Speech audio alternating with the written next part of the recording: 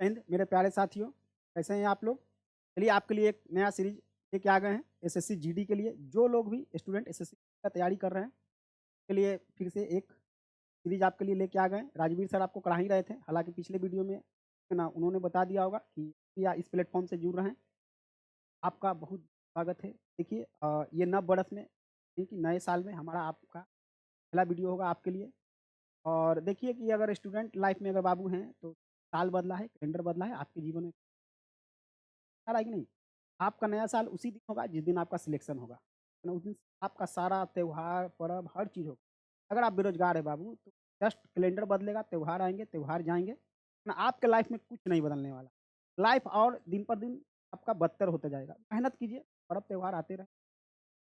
है ना? हम लोग भी संघर्ष कर रहे हैं, आपके लिए मेहनत कर रहे हैं बहुत। और देखिएगा कि भले ही ये चैनल अभी हम लोग शुरुआत कर रहे हैं, लेकिन हम लोग के पास एक्सपीरियंस है, ऑफ़लाइन का भी बहुत सारा एक्सपीरियंस है। जगह ऑनलाइन का भी एक्सपीरियंस है और बहुत बेहतरीन आपके लिए करके देंगे। बस आपको पेशेंस रखना है और हम पे विश्वास बनाए रखना है। और बाबू देखिए जो भी क्वेश्चन आपके लिए लाया जा रहा है, चाहे राजवीर सर लेके आ रहे हो या हम लेके आ रहे हैं, क्वेश्चन काफ़ी सिलेक्टेड प्रश्न कराए जा रहे हैं। ऐसा नहीं, समय की बर्बादी है और ये क्वेश्चन आपको एसएससी जीडी में बाबू लड़ेगा तो लड़ेगा। समझ में आ रहा है कि नहीं? और ऐसा नहीं कि जो लोग अदर कॉम्पिटिटिव एग्ज़ाम का भी तैयारी कर रहे हैं, तो वहाँ भी क्वेश्चन ये आते हैं। लेकिन एसएससी जीडी थोड़ा-सा स्पेशल ध्यान में रखकर हम लोगों ने क्वेश्चन को एनालाइज़ करके बनाया है। लेकिन यहाँ पे आप देख सकते होंगे कि ऊपर लिखा हुआ है ऑल गवर्नमेंट एग्जामिनेशन, ठीक है ना? तो यहाँ हर एक एग्जाम में आपका ठीक है ना पॉसिबिलिटी है कि क्वेश्चन यहाँ से फँसेंगे ही फँसेंगे। भले ही आपको 50 क्वेश्चन का सीरीज़ है बाबू, लेकिन ये डिस्कशन हो कि ये 50 क्वेश्चन आपको 250 से 300 के ठीक है ना तक पहुँच जाता है। आ रहा है समझ में? तो यहाँ पे देखिए बने रहिएगा और ज़्यादा से ज़्यादा हो सके ठीक है ना अपने फ्रेंड को, अपने जो भी मित्र हैं उनको शेयर कीजिएगा, ताकि वो भी ज़्यादा से ज़्यादा क्या कर सके, लाभ उठा सके। है, ताकि देखिए आप लोग का और वीडियो के अंत में कमेंट आप लोग ज़रूर करें, ताकि वो हमारे क्या एनर्जी का काम करता है, मोटिवेशन का काम करता है। हम लोग के लिए किसी भी टीचर के लिए मोटिवेशन बहुत ज़रूरी है। एनर्जी हमको लोग को चाहिए पढ़ाने के लिए। वो एनर्जी आता है कहाँ? आपके सपोर्ट से। बिना आपके सपोर्ट के ठीक है ना, कोई एनर्जी हम लोग के पास नहीं है, क्योंकि पैसा हम लोग ले नहीं रहे हैं। बस आपका सपोर्ट चाहिए, वो बनाए रखिएगा। हम लोग और ज़्यादा एनर्जी के साथ लेके आएँगे। और देखिए, चाहे राजवीर सर का वीडियो हो या मेरा वीडियो हो, लास्ट में आप अपना सजेशन ज़रूर दीजिएगा। सजेशन से क्या होता है ना, हम वीडियो में और ज़्यादा सुधार कर सकते हैं। सजेशन या आपको लगे कि डिस्कशन और ज़्यादा चाहिए, बोलिए और ज़्यादा डिस्कशन दिया जाएगा। समझ में आ रहा है कि नहीं? और उसमें क्या होगा कि थोड़ा टाइम ड्यूरेशन ज़्यादा हो जाएगा, ठीक है ना? तो जैसा आपका सजेशन होगा, वैसा किया जाएगा। चलिए तो स्टार्ट करते हैं इस सीरीज़ को। जैसा कि आप लोग ठीक है ना बोर्ड पे पहला क्वेश्चन लगा हुआ आप देख रहे होंगे, ठीक है ना? तो पहला क्वेश्चन आपका कह रहा है कि पार्थिव टू गॉड नामक पुस्तक के लेखक कौन है? ठीक है ना? पार्थिव टू गॉड नामक पुस्तक के लेखक कौन है? देखिए ऑप्शन आपके सामने 4 रखा गया है, जवाहरलाल नेहरू, सरदार वल्लभ भाई पटेल, अरविंद घोष और महात्मा गांधी। ठीक है? देखिए बाबू इसका आंसर जाएगा, अगर मान लीजिए आपको अगर आंसर आता है ना बाबू इस सब का, तो आप लगाइएगा और लास्ट में कमेंट कर दीजिएगा कि इसमें से 50 में से आपको कितना आता था, कितना आपने सही किया और यहाँ से कितना आप लोग नया सीख के गए हैं। समझ में आ रहा है? चलिए तो इसका आंसर होगा आपका ये महात्मा गांधी, ठीक है ना? इसका आंसर क्या होगा? इसका आंसर होगा महात्मा गांधी, ठीक है? इसका आंसर होगा महात्मा गांधी। तो यहाँ पे पार्थिव टू गॉड नामक पुस्तक महात्मा गांधी ने लिखा है। और देखिएगा महात्मा गांधी सिर्फ यही किताब नहीं लिखे हैं, इसके अलावा भी जैसे आप देखिएगा माई एक्सपेरिमेंट विथ ट्रूथ उन्होंने लिखा, और भी कई किताब उन्होंने लिखा है। और बात करें अगर जवाहरलाल नेहरू की, ठीक है ना, इन्होंने भी कई किताबों को लिखा है, जैसे कि भारत की खोज, ठीक है ना, डिस्कवरी ऑफ इंडिया। इंग्लिश में अगर देखिए बात हुई है डिस्कवरी ऑफ इंडिया का है या भारत की खोज का है, तो इन्होंने एक किताब लिखा है जवाहरलाल नेहरू ने, भारत की खोज। पेपर लेके बैठिए बाबू, ताकि हो सके जितना से जितना आप फैक्ट लिख सके। उसके बाद और इन्होंने क्या किताब लिखा है, ठीक है ना, पिता का पत्र, यानी कि पिता के पास पत्र, यानी एक पिता का पत्र, ये भी इन्हीं का लिखा है पत्र। हाँ, इसके अलावा और इन्होंने क्या लिखा है, तो देखिएगा विश्व इतिहास के झलक, एक और इन्होंने के झलक,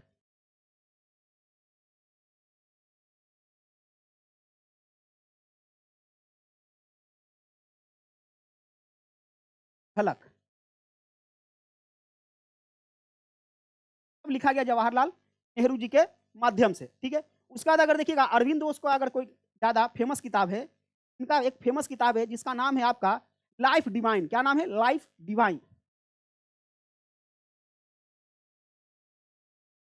लाइफ डिवाइन, है लाइफ डिवाइन। एक देखिएगा ना जस्ट इसका उल्टा हो जाता है डिवाइन लाइफ, ठीक है ना। तो दोनों अलग है, लाइफ डिवाइन अलग है और डिवाइन लाइफ अलग है। डिवाइन लाइफ अगर पोस्ट दिया जाए तो ये हो जाएगा शिवानंद, ये हो जाएगा शिवानंद जी, ठीक है ना। यानी कि इसी को अगर देखिए डिवाइन पहले अगर हो जाए, एक मिनट,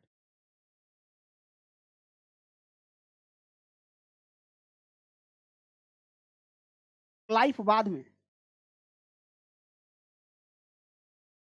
इस किताब के लेखक हो जाएंगे शिवानंद, हो जाएंगे शिवानंद। देखिए आपको दोनों सुनने में थोड़ा एक ही जैसा लगेगा, तो यहाँ पे कंफ्यूज नहीं होइएगा बाबू। लाइफ डिवाइन अगर बोलेगा तो जाना है अरविंद घोष के पास, ठीक है ना। और डिवाइन लाइफ बोलेगा तो शिवानंद घोष, शिवानंद घोष। आ रहा है समझ में? तो ये क्वेश्चन आपका कंप्लीट हुआ। चलते हैं नेक्स्ट क्वेश्चन की ओर, ठीक है। देखिए नेक्स्ट क्वेश्चन आपके बोर्ड पे है, क्वेश्चन नंबर 2। देखिए इसको थोड़ा सा क्वेश्चन बड़ा है तो आराम से पढ़ेंगे और समझने का पहले प्रयास कीजिए।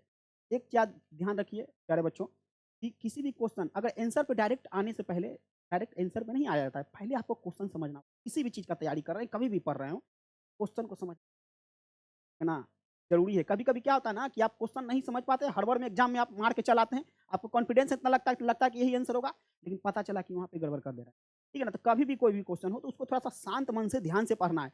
क्वेश्चन आप समझ गए, अगर नहीं भी आता हो तो आप अपना, ठीक है ना, मेथड अप्लाई करके, कॉन्सेप्ट अप्लाई करके चांस है कि 60% आप, ठीक है ना, ऑप्शन में सही आंसर ढूंढ लीजिएगा। क्वेश्चन अच्छा से पढ़ना होता है। देखिए क्वेश्चन बोल रहा है निम्नलिखित अधिनियमों के अधिनियमों को उनके कालक्रम के व्यवस्था करें एवं नीचे दिए गए कूट को सही उत्तर में चुनें।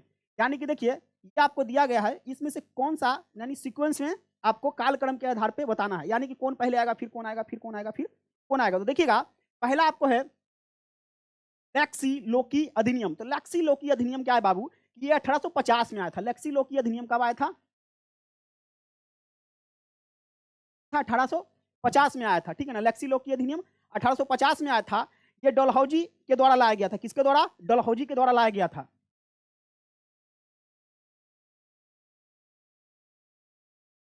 डलहौजी के लाया गया था। देखिए लेक्सी लोकी अधिनियम था क्या, तो इसमें देखिए ये आया था भारत में ईसाई धर्म से संबंधित, ठीक है। क्योंकि देखिएगा यहाँ पे डलहौजी, फिर ये सब हड़प नीति, ये सब चल रहा था। तो उस समय बोला गया कि जो भी भारतीय, ठीक है, ईसाई धर्म अगर अपना लेते हैं तो उसको अपने पिता के संपत्ति में अधिकार बना हुआ रहेगा, ठीक है ना। यानी ऐसा नहीं कि पैतृक संपत्ति उनसे, ठीक है ना, अधिकार छीन लिया जाएगा, ठीक है ना। ये जो था आपका लैक्सी लोकी अधिनियम पैतृक संपत्ति से रिलेटेड था, ठीक है। तो डेट याद रखिएगा, यही से आपको पकड़ा जाएगा कि पहले कौन जाएगा, ठीक है ना। फिर आइए अगला है आपका क्या, बंगाल टेंसी अधिनियम। तो बंगाल टेंसी अधिनियम बाबू 1885 में आया था। कब आया था? 1885, 1885 में आया था बंगाल टेंसी अधिनियम। ये किसानों के अधिकार से संबंधित था। बंगाल टेंसी अधिनियम जो था, ये जो था आपका किसानों के अधिकार से संबंधित।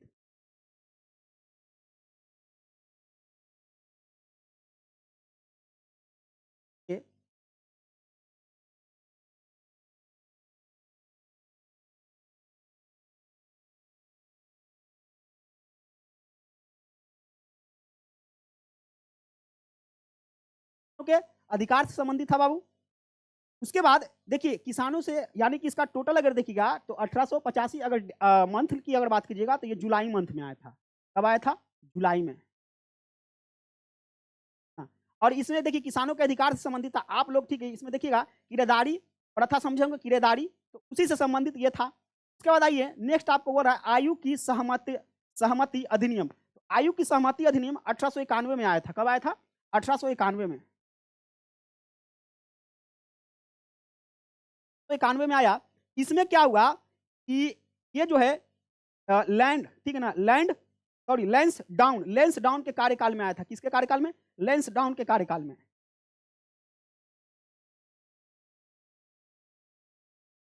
डाउन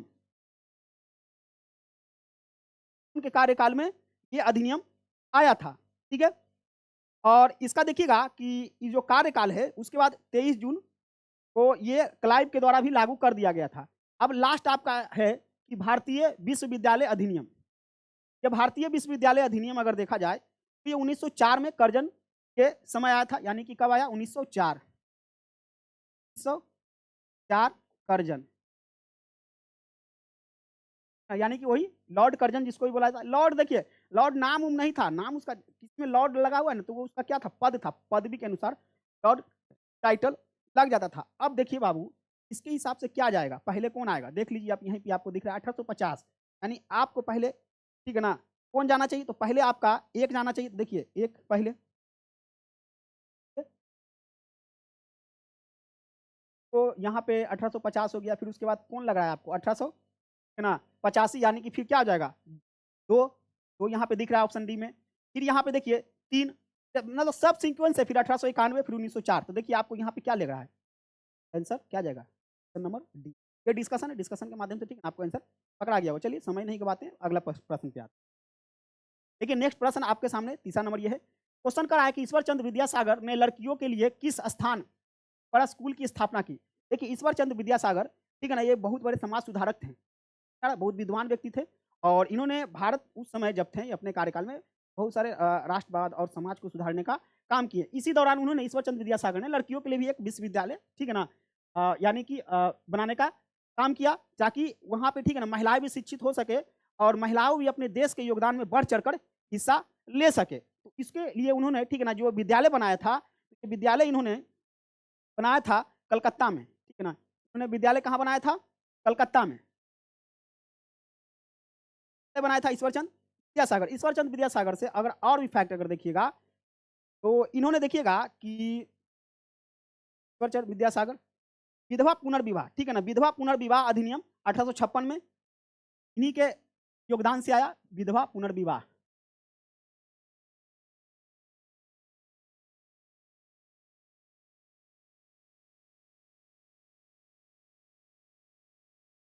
नियम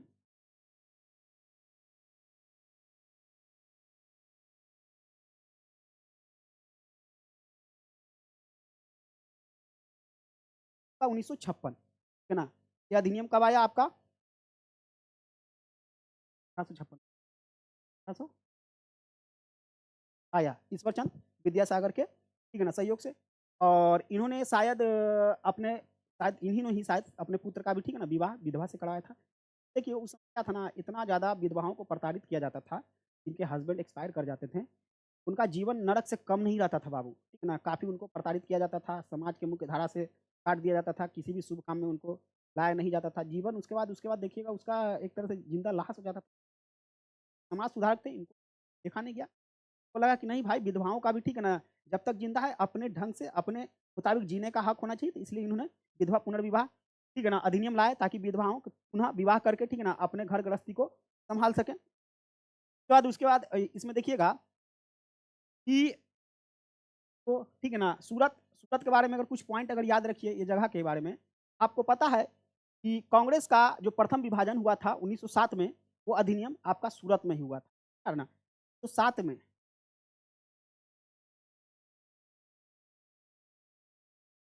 प्रथम विभाजन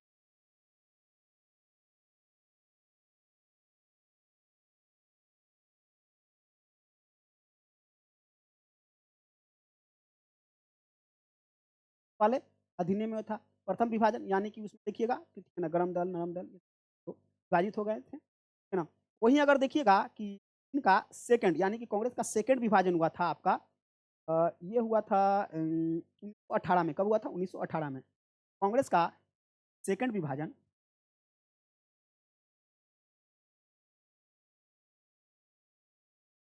हुआ 1900।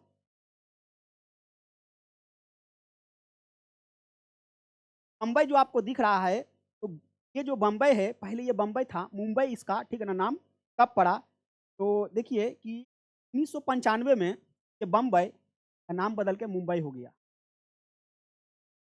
95 में क्या,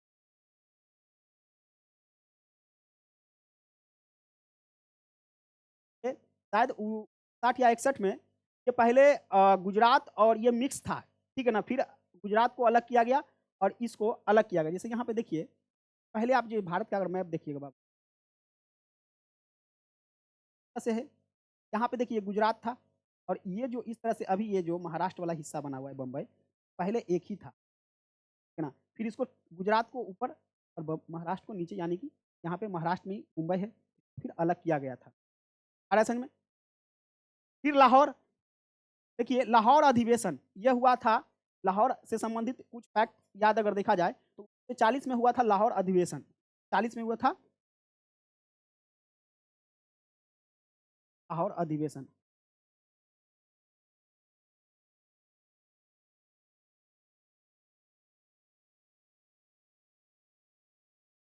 लाहौर अधिवेशन में क्या हुआ था, इसमें प्रथम बार हाँ, एक नए देश का मांग किया गया जिसका नाम था पाकिस्तान। मांग कौन किया? जिन्ना मांग किया था। क्या था? जिन्ना ने। जिन्ना ये पाकिस्तान का मांग किया। तो नहीं आता है जी। पाकिस्तान आखिर किया क्या है अब तक? तो नहीं कर पाया भारत के कंपेयर में अगर देखा। खाली बस अलग अपने स्वार्थ के लिए। ठीक है ना? तो ये आपका इस क्वेश्चन नंबर 3 से संबंधित फैक्ट था। चलिए अब आगे बढ़ते हैं अगले प्रश्न की ओर, है ना? अगले प्रश्न की ओर बढ़ते हैं। अगला प्रश्न है कि घटना कब घटी? देखिए ये जो बोस्टन है ना, ये कोई जगह का नाम है। टी का मतलब आपको पता है क्या? चाय।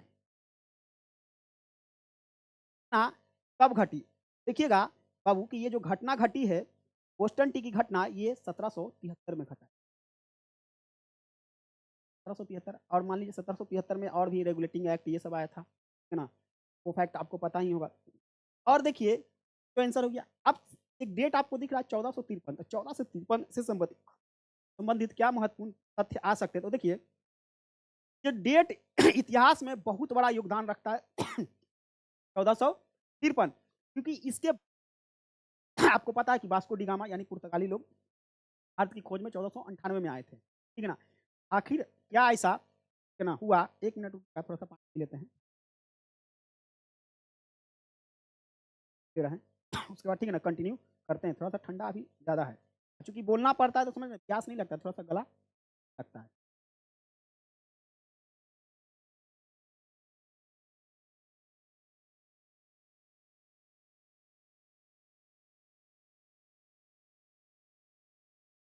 कर रहे थे, ठीक है ना, 1453 का।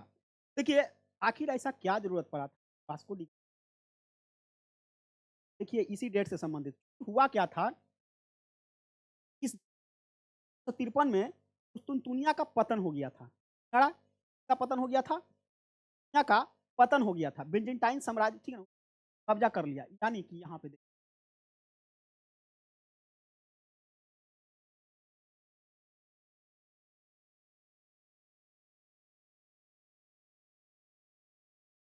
देखिए पहले जो व्यापार होता था भारत के, ठीक है ना, स्थल मार्ग से होता था। जैसे अगर देखिएगा जब वर्ल्ड स्तर का, तो ये अगर भारत है,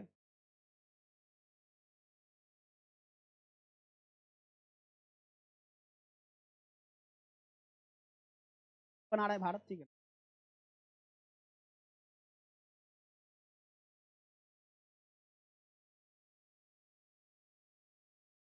क्या था? राज्य था। कहीं से होता हुआ सिंध आते थे व्यापार कर। यहाँ पे 1453 में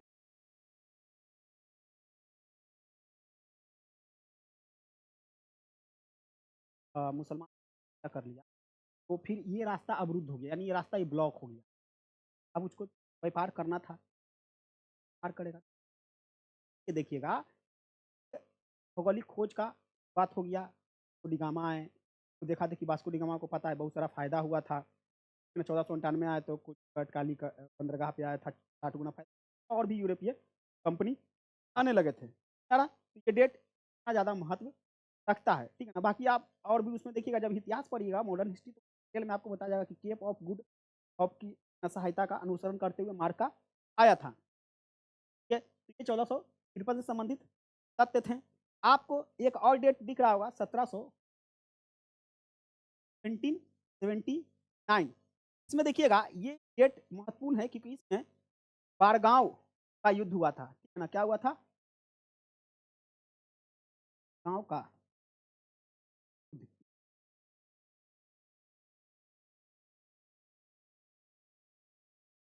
गांव का हुआ था। और हाँ, इसको मैं अभी और बता देते हैं। बोस्टन आइंस्टीन की जो घटना थी, ये हुआ था 16 दिसंबर को हुआ था। कब हुआ था? इस घटना में हुआ क्या था? देखिएगा, बोस्टन हार्बर, ठीक है ना? यहाँ पे बोस्टन हार्बर एक जगह था। बोस्टन हार्बर के जगह पे, ठीक है ना? यहाँ पे हुँ, यहाँ पे 342 चाय की पेटियों को समुद्र में फेंक दिया गया था के पास 42, है ना 142 चाय की तो समुद्र में फेंक दिया गया।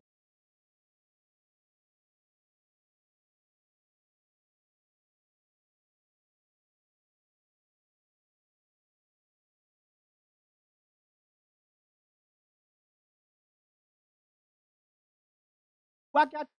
चाय पे का अधिकार था, तो और भी लोग, ठीक है ना, इसका व्यापार करना चाहते थे, इसी के विरोध में ये हुआ था, है ना? तो चलिए इसका आंसर क्या हो जाएगा? 1773। चलिए आते हैं नेक्स्ट प्रश्न की ओर, ठीक है? नेक्स्ट प्रश्न 5 नंबर आपके बोर्ड पे दिख रहा होगा कि नाई धोबी बंद, धोबी बंद जो है सामाजिक बाइकाट एक स्वरूप था जो वर्ष 1999 में, सॉरी 1919 में हुआ था। तो नाई धोबी बंद क्या था? देखिएगा, नाई धोबी बंद जो था, ये आपका किसान द्वारा प्रतापगढ़ जिले में चलाया गया था। ऑप्शन नंबर ए होगा, यानी कि ये जो घटना है नाई धोबी बंद, ये कहाँ की घटना है? ये किसान द्वारा, ठीक है ना, प्रतापगढ़ जिले में चलाया गया था। क्या? नाई धोबी बंद, ठीक है? अब देखिए नाई धोबी बंद के बारे में अगर देखिएगा, तो ये किसके नेतृत्व में किया गया था? तो बाबा, ठीक है ना, बाबा रामचंद्र देव के द्वारा किया गया था। ये जो किया गया था,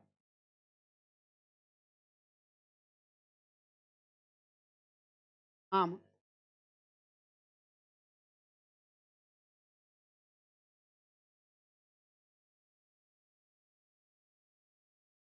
बाबा रामचंद्र देव के द्वारा किया गया था, ठीक है ना? अब डेट यहाँ पे क्या दिया है? 1900। अब देखिए इस डेट का और क्या महत्व इतिहास में आता है। आपको पता है 15 अप्रैल 19 जलियांवाला बाग हत्या नरसंहार हुआ था, जो काफ़ी अगर देखिएगा तो हद अस्पात्मक और काफ़ी निंदनीय घटना थी। 13 अप्रैल,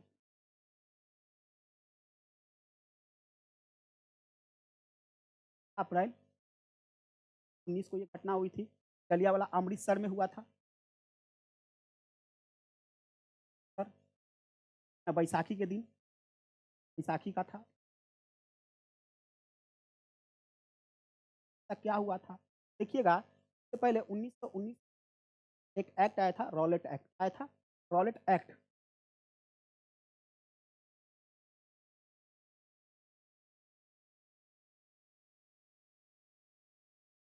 बोला गया था, शक के आधार पे किसी क्रांतिकारी को गिरफ्तार किया, दलील बिना, अगर गिरफ्तार, वकील भी नहीं, कोई दलील भी नहीं, सीधा उसका जेल हो जाएगा। हाँ, तो ये पूरा न्यायपूर्ण, न्याय संगत तो था नहीं। के दौरान, ठीक है ना, सैफुद्दीन किचलू को गिरफ्तार किया गया,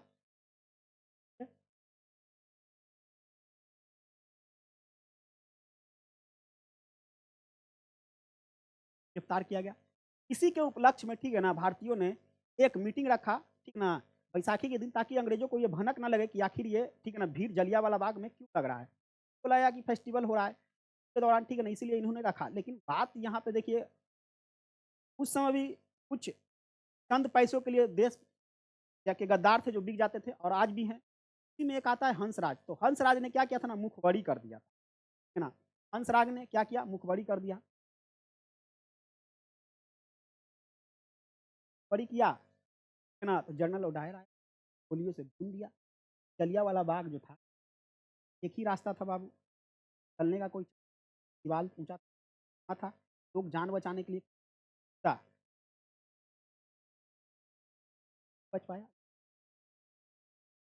चलिए अब डिस्कशन दे रहे हैं तो इसको थोड़ा सा और बता दे रहे हैं, है ना? इसी में देखिएगा एक व्यक्ति था उद्धम सिंह। उद्धम सिंह के माता पिता भी इसी घटना में मारे जाते हैं। अब देखिए, चूंकि उद्धम सिंह अपने जीवन का उद्देश्य बना लेता है, ठीक है ना, चाहे जो भी हो, हाँ, टायर को तो मार के रहेंगे, जीवन का उद्देश्य बना लिया। देखिएगा, ये इंग्लैंड जाता है और 1940 में इसको एक सेमिनार जब हो रहा था तब, तो देखिए कहाँ 1919 की घटना, कहाँ लगभग 20 साल समय जी, ठीक है ना। ये होता है फोकस, काम पे अगर फोकस किया उसको पूरा करके रहेगा। गया सेमिनार में ढुक के इसको गोली मारा और सिर्फ इसी को मारा और वहाँ पे बोला भी कि काहे मारा गया, और इसी घटना के कारण ये अपने आप को शेर कहता था। क्या है ना, ये घटना थी 1919 से संबंधित, ठीक है। ये आंसर आपका हो गया। आगे बढ़ते हैं नेक्स्ट प्रश्न की ओर। प्रश्न है, संगम युग में उदयपुर किस लिए प्रसिद्ध विख्यात था? तो बता रहा है संगम, ठीक है ना। संगम वंश में उदयपुर किस लिए प्रसिद्ध, पता है कि संगम वंश की स्थापना हरिहर एवं हुक्का ने किया था, है ना। जिसको विजयनगर साम्राज्य से भी जाना जाता था। देखिएगा मोहम्मद बिन तुगलक के टाइम पीरियड में, ठीक है ना, ये घटना घटी थी। ये कहाँ आ गया था? दक्षिण भारत यानी कि आ गया था। उसी के जस्ट इसका, है ना, विजयनगर और इसके बहमनी के बीच काफ़ी विरोधाभास चलता था। इसकी स्थापना अगर देखा जाए, ठीक है ना, विजयनगर की, तो 1336 में हुआ था।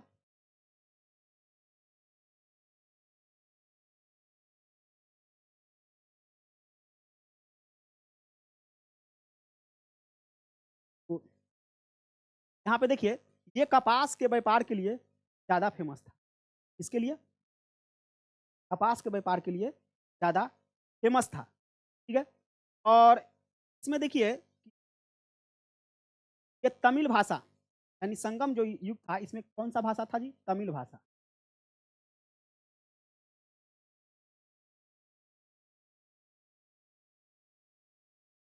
भाषा का विकास हुआ, ठीक है। और वहीं पे देखिएगा कि ये कौन, केरल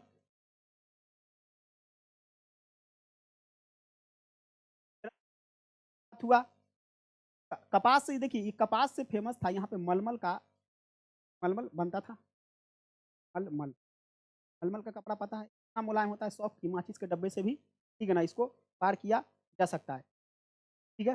बाकी ये देखिए, विदेशी व्यापार का महत्वपूर्ण केंद्र, तो ये फिक्स नहीं था, ये बदलता रहता था,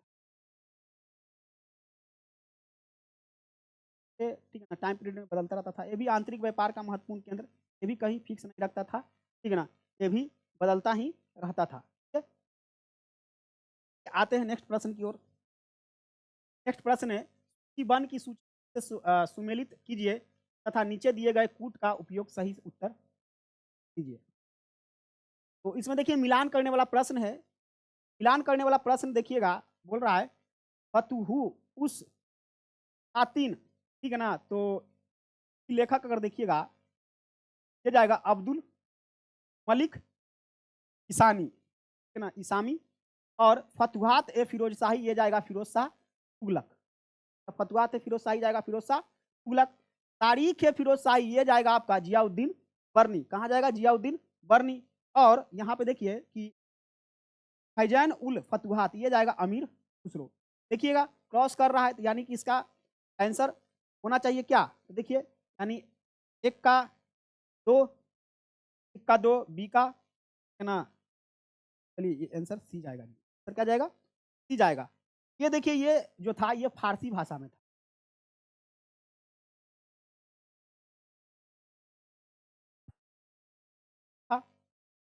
और असल में अगर बात करें, है ना, देखिए यहाँ जहाँ नहीं, यहाँ पे लिख दे रहे हैं फिरोज शाह तुगलक के बारे में।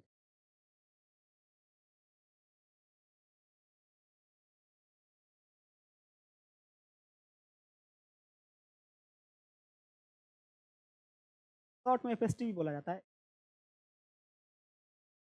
देखिए ये दिल्ली सल्तनत का, ये बहुत सारे, ठीक है ना, अच्छे काम किए। जैसे देखिएगा कि दीवाने बंदगान, है ना, बंदगान यानी कि दीवाने बंदगान बनाया।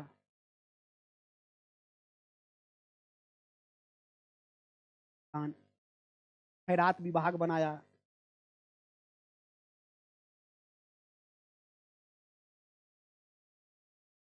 उसके बाद नहरों का सबसे अत्यधिक अगर कोई नहर बनाया था तो यही बनाया था एफएसटी, यानी जाल आने वाला शासक भी कहा, जाल बना दिया। क्यों? कृषि का एक साधन, जिससे क्या था कि कर ज़्यादा आते थे, टैक्स ज़्यादा आता था। नहरों का जाल बनाया। लेकिन देखिए सबसे पहले अगर नहर बनाने का शुरुआत अगर दिल्ली सल्तनत में क्या था, गयासुद्दीन क्या थे, गयासुद्दीन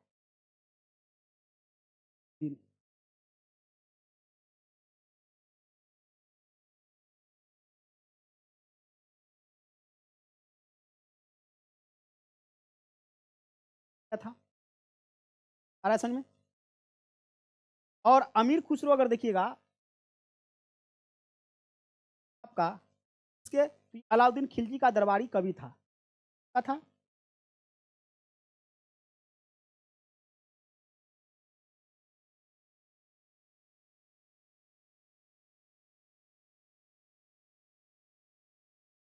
कवि।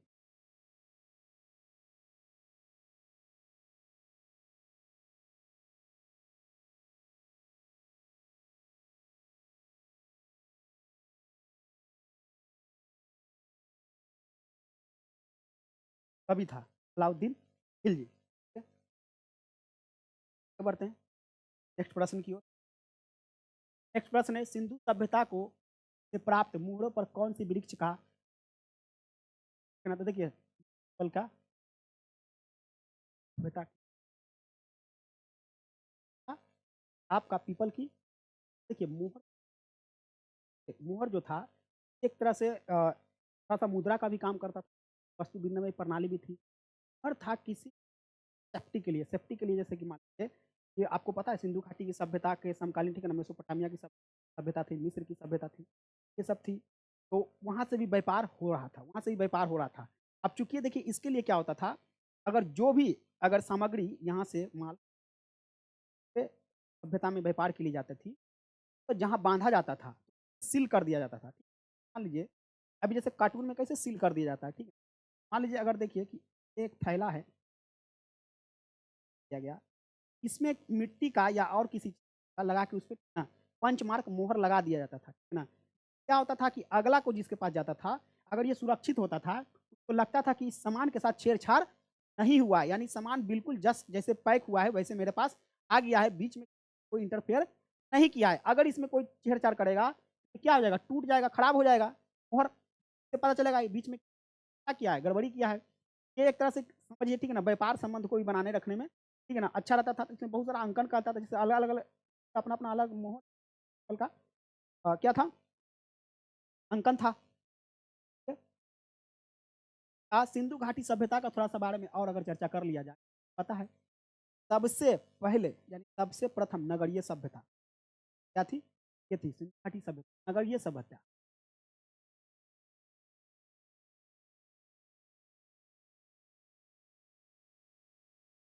सबसे प्राचीन अगर कहेगा तो वो जाएगा मेसोपोटामिया की, लेकिन वो नगरीय नहीं था, नगरीय बोलेगा तो सिंधु घाटी जाएगा, अगर नॉर्मल बोलेगा सबसे प्राचीन मेसोपोटामिया जाएगा। अगर इसमें अगर और देखिएगा तो यहाँ का समाज क्या था, मातृसत्तात्मक था, क्या था, मातृसत्तात्मक, कि देवी की बहुत सारी मूर्तियां मिली थी, क्या मिला था,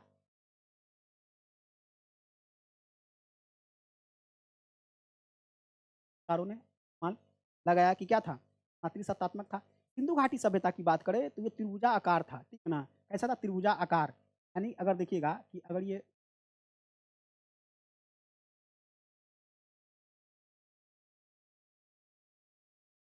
जम्मू कश्मीर, आलमगीर, इस्लामाबाद और यहाँ पे गैंगडोर, ये इस तरह से आपका था, समझ में, इस तरह से इसका विस्तार था। अगर बात करें यहाँ से यहाँ, तो यहाँ से यहाँ इसका था 1600 किलोमीटर किलोमीटर था। यहाँ से ऐसे दूरी यानी उत्तर से दक्षिण था 1100 किलोमीटर। ओवरऑल अगर कहें एरिया की, तो 12,99,600 था। ये एग्जैक्ट था बाबू, एग्जैक्ट, लेकिन राउंड फिगर में अगर देखा जाए तो 13 लाख का लाख था, ठीक है। यहाँ आपका तो ये था क्या, त्रिभुजाकार था सिंधु घाटी सभ्यता, ठीक है? उसके बाद चलिए आते हैं नेक्स्ट प्रश्न पे। प्रश्न है, प्रसिद्ध मराठी उपन्यास मृत्युंजय के लेखक कौन थे? देखिएगा, मृत्युंजय के लेखक कौन थे? तो इसका हो जाएगा शिवाजी सावंत। इसका आंसर क्या हो जाएगा? शिवाजी सावंत हो जाएंगे। अब देखिएगा, मराठा साम्राज्य के अगर संस्थापक अगर देखिएगा, मराठे साम्राज्य का अगर संस्थापक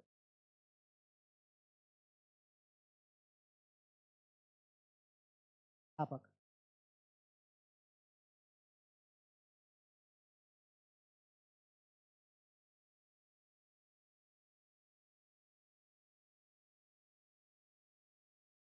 साम्राज्य का संस्थापक कौन थे? शिवाजी थे।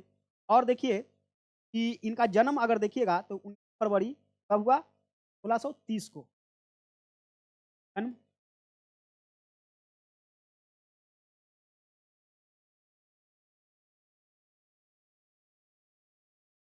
का जन्म हुआ। का मृत्यु 1650 में। कब हुआ? मृत्यु 1650 में। ठीक है। और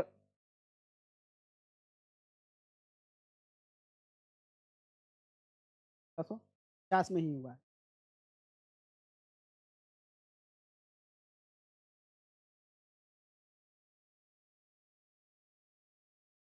बढ़ते हैं नेक्स्ट प्रश्न की ओर। तो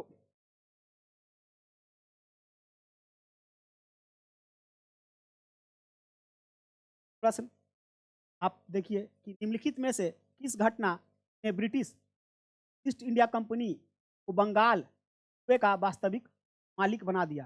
यानी देखिए कौन सा ऐसा घटना हुआ था, ठीक है ना, जिसको ब्रिटिश ईस्ट इंडिया कंपनी, तो देखिए ब्रिटिश ईस्ट इंडिया कंपनी जो थी, आपको पता है ब्रिटिश इंडिया कंपनी आई थी व्यापार करने के लिए भारत में।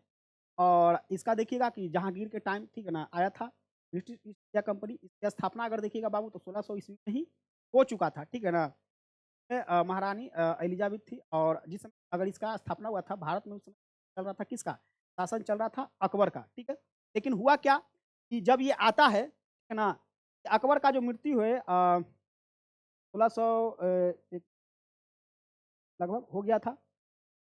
तो 1600 ईस्वी में बना, 1605 में अकबर की मृत्यु हो जाता है और ये आता है, ठीक है ना। तो तब तक जो गद्दी पर रहता है, अकबर के बाद कौन आएगा, ठीक है ना, अकबर के बाद आएंगे जहांगीर। तो जहांगीर था गद्दी पर।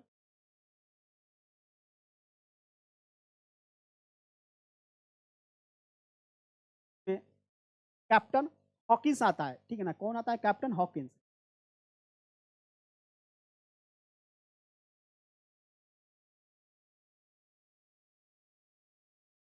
जब आता है तो फारसी में बात करता है, इससे जहांगीर काफी प्रसन्न होता है और इसको उपाधि दे देता है इंग्लिश खान की। हाँ, इसको उपाधि दे देता है इंग्लिश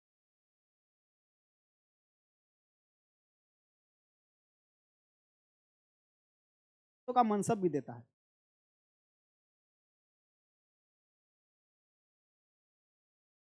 400 का मनसब भी देता है। क्योंकि यहाँ पे देखिए धीरे धीरे अंग्रेज जब ब्रिटिश ईस्ट इंडिया कंपनी थी, तो मन में लालच आ गया कि अगर, ठीक है ना, यहाँ पे अगर उसका कब्जा कर लिया जाए, टैक्स वगैरह किसी तरह का कोई देना होगा और पूरी तरह से स्वतंत्र होकर व्यापार करेंगे, किसी शासक का इसमें कोई रोक नहीं होगा, ठीक है ना। तो इसमें देखिएगा दो युद्ध महत्वपूर्ण रखता है, एक आपका प्लासी का युद्ध और एक आपका बक्सर का युद्ध। अभी आंसर पे आएंगे कि आप ही लोग बताइएगा कि आंसर क्या होगा। तो देखिए बक्सर की युद्ध की, सॉरी, प्लासी की अगर पहले देख लीजिए, ठीक है ना। प्लासी की अगर युद्ध की बात करें, क्या आपका हुआ था प्लासी का युद्ध, ठीक है ना, 23 जून 1757 को ये हुआ था। 23 सौ इसमें क्या, देखिए अलीवर्दी खां का कोई पुत्र तो था नहीं, ठीक है ना। अलीवर्दी खां का कोई पुत्र था नहीं, तो उसकी 3 गो पुत्री थी। जो पटना वाली पुत्री थी छोटी वाली, का बेटा था सिराजुद्दौला, ठीक है ना, सिराजुद्दौला, यानी उसका नाती किसका? अलीवर्दी खां का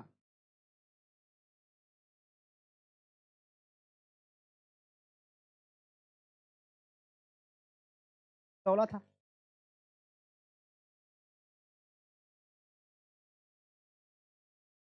इसी पर बैठ गया, है ना। तो इसको देखिए जो मौसी थी घसीटी बेगम और भी जो थे, उनको इस चीज का, ठीक है ना, मतलब पसंद नहीं कर रहा था कि नहीं बना।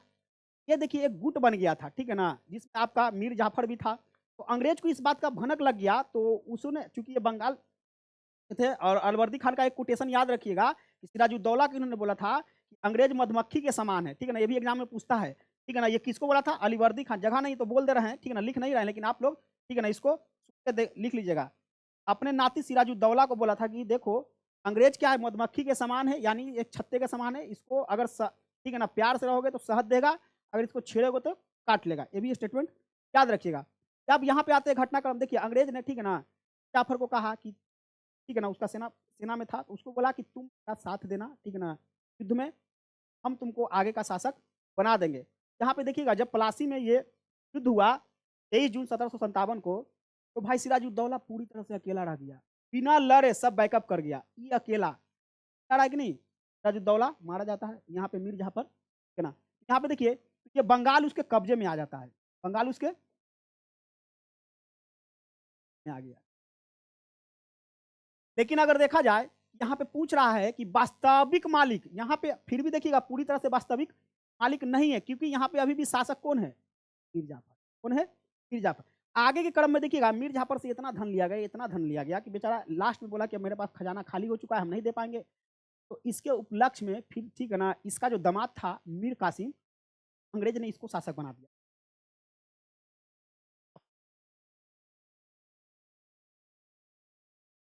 जाफ़र का दामाद था, कौन? मीर कासिम।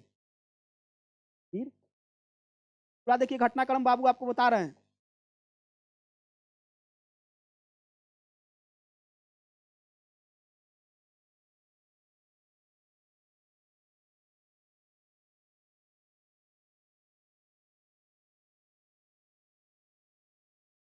दामाद था, ये थोड़ा योग्य था, ये समझदार था। ये क्या कि देखा ना कि अगर अंग्रेजवा के पास रहेंगे, बार-बार डिस्टर्ब, ये अपना राजधानी लेके मुंगेर चल गया।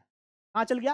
मुंगेर। सोचा छोड़ो, अंग्रेज ना रहेगा, ना टोक-टाक करेगा, राजधानी लेके मुंगेर चला गया। वहाँ पे देखिएगा बंदूक का कारखाना भी डालता है ये, कह रहा है ना। लेकिन धीरे-धीरे देखिएगा उसके बाद कि इसको भी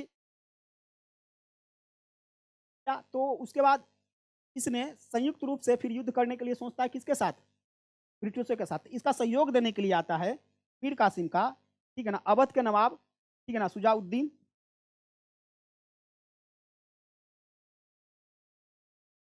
नवाब,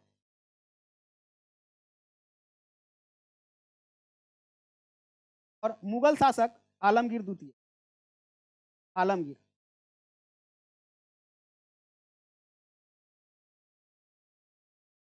तो मिलकर क्या करता है? संयुक्त सेना मिलकर ठीक है ना, ब्रिटिश से बक्सर, ठीक है ना, यानी छपरा बिहार के पास बक्सर के बीच दोनों में घमासान होता है। और ये तिथि था ये तिथि था आपका 1600 सॉरी 1764, ठीक है ना, यानी 22-23 अक्टूबर, कहीं 22 रहता है, कहीं 23 रहता है, पर 1764 को। यहाँ पे देखिएगा ब्रिटिश यहाँ किसी भी तरह का कोई चाल नहीं करता है। यहाँ पे देखिए चूंकि इस वाले युद्ध में तो काफी धन की प्राप्ति हो गया था, उस धन का उपयोग यहाँ पे लड़ाई के लिए ये करता है। फिर इसी में देखिएगा, इसके बाद इलाहाबाद की संधि, है ना, दो गो इलाहाबाद, 12 अगस्त, ये 16 अगस्त, है ना, तो इसके बाद इलाहाबाद की दो संधि होती है। इसके बाद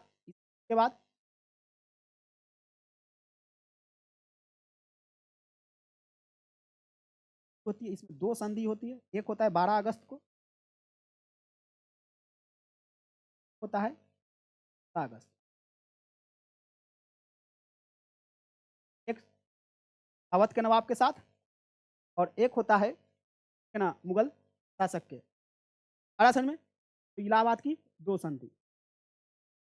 तो इसका अगर देखिएगा तो वास्तविक आंसर कौन जाएगा, यानी वास्तविक मालिक बक्सर में ही लड़ाई में बना था। ठीक है, क्लियर है? डिस्कशन समझ में आया? चलिए आगे बढ़ते हैं, नेक्स्ट प्रश्न। 11 नंबर प्रश्न, जहांगीर ने किसे नादिर उस असर के खिताब से नवाजा? देखिए नादिर उस असर के खिताब से इसको समझा उस्ताद मंसूर को। देखिए जहांगीर जो बाबू था ना, ठीक है, आर यानी चित्रकला का काफी प्रेमी था।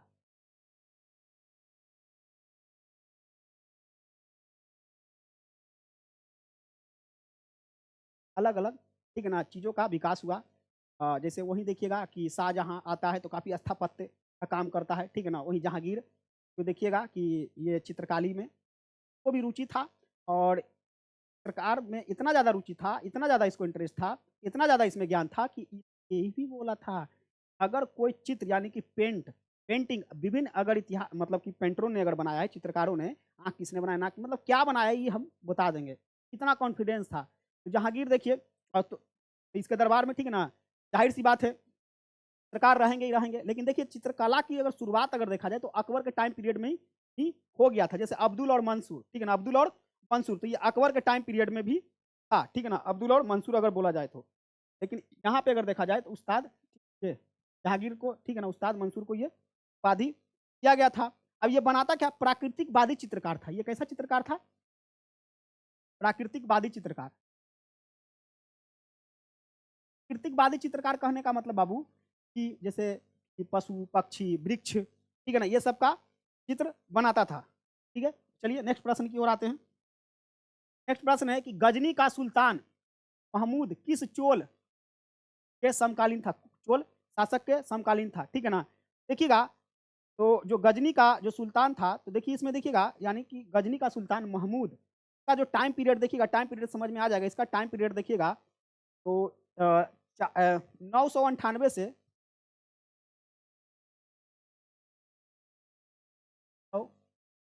30, 1030 बाकी इसमें से देख लेते हैं किसका क्या है, तो यहीं से आपका, ठीक है ना, आंसर समझ में आएगा। इसका टाइम पीरियड है 1014 से 44, ठीक है ना, इसका है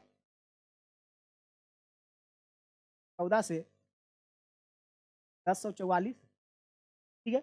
वहीं अगर देखिएगा कि इसका है 1500 सॉरी 1052 से 63, इसका क्या है 52 से 1063 टाइम, यानी कि राज प्रथम का टाइम पीरियड है 985 से 1014, 85 से क्या होगा,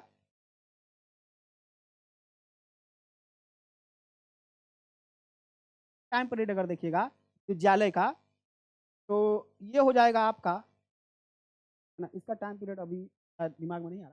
देखिए यहीं से आपका आंसर आ जाएगा, ठीक है ना। यहाँ पे देखिए किसके समकालीन आएगा, समकालीन यानी उसके टाइम पीरियड के समय। तो देखिए ये किस में आपको दिख रहा है जी, है ना। तो ये आपको लग रहा है कि राजेंद्र प्रथम में जाएगा। यहाँ पे देखिए का टाइम पीरियड और इसमें देखिए जा रहा है कि नहीं इसके समकालीन, ठीक है ना। 1900 ये 1030 तक खत्म हो रहा है, 44 तक यहाँ से बीच में जा रहा है। आंसर क्या आएगा, राजेंद्र प्रथम, ठीक है ना। और थोड़ा सा अगर देखिएगा विद्यालय, विद्यालय के बारे में थोड़ा सा समझ लीजिए। जो ये विद्यालय था चोल साम्राज्य है, ठीक है ना, चोल साम्राज्य यानी चोल वंश का संस्थापक था ये विद्यालय, चोल वंश का संस्थापक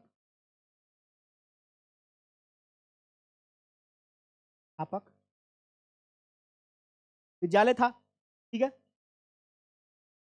और इसने उपाधि, ये जो था राजेंद्र प्रथम, इसने उपाधि लिया था गंगई कोंड, गंगई कोंड की उपाधि लिया, गंगई कोंड उपाधि लिया था, ठीक है। चलिए यहाँ तक क्लियर है, चलते बढ़ते हैं। नेक्स्ट प्रश्न है कि अनंत राज सागर जलाशय का निर्माण किस वंश के शासकों द्वारा किया गया? अनंत राज का देखिएगा, अनंत राज का जो हो जाएगा, पहली तो देखिए ये जो जलाशय है इसका अगर देखिएगा कि लंबाई था 1.37 किलोमीटर, है ना। ये जो जलाशय था इसका लंबाई था 1.37, अनंत राज। देखिए इसका आंसर जाएगा आपका विजयनगर, है ना, विजयनगर। तो विजयनगर के बारे में डिस्कस देते हैं, ठीक है ना, हरियर एवं बुक्का।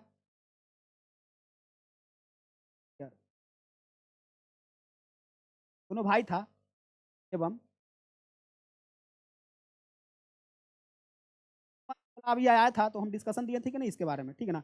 एमबीटी के टाइम पीरियड में, ठीक है ना, इसका स्वतंत्र राज्य के रूप में आया था 1336 में स्थापना हुआ था हरियर एवं बुक्का। इसका मेन कट्टर दुश्मन था कौन? बहमनी साम्राज्य। आ रहा है समझ में?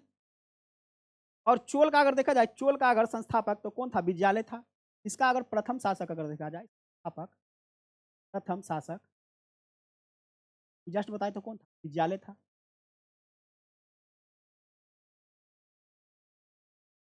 लास्ट अगर देखिएगा इसका अंतिम शासक,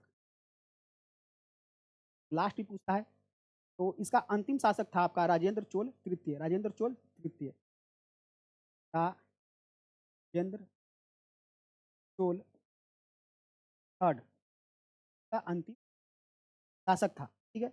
वहीं अगर मराठा का देखिएगा तो आपको पता है शिवाजी ने, ठीक है, प्रथम शासक कौन थे? शिवाजी। संस्थापक शिवाजी, शिवाजी थे प्रथम शासक, फर्स्ट संस्थापक। और अंतिम की अगर बात करें